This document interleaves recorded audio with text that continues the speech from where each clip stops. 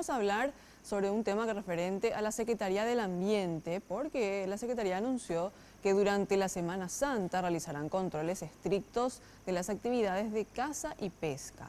Las autoridades advierten que aquellas personas que sean descubiertas cometiendo hechos ilícitos se exponen a multas que van desde los 220 millones de guaraníes.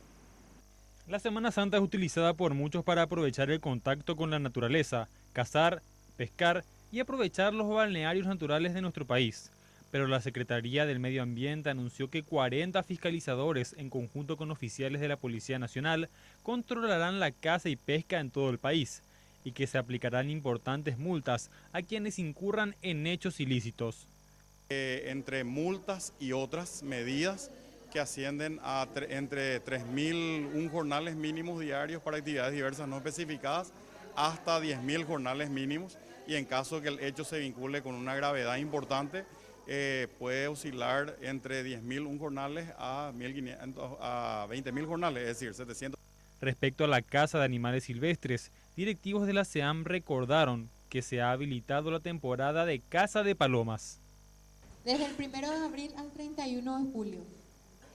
Las dos especies son Patagonia picasuro y Zenaida auriculata.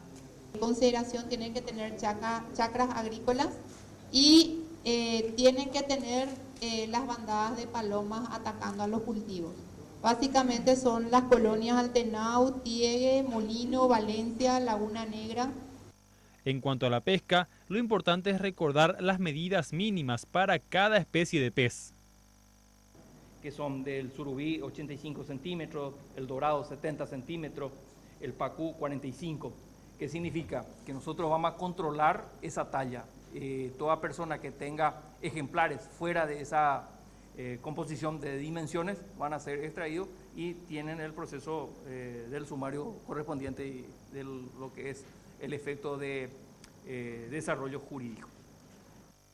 En materia de balnearios públicos, las autoridades instaron a la ciudadanía a asistir solo a los puntos que tengan aguas aptas para el baño.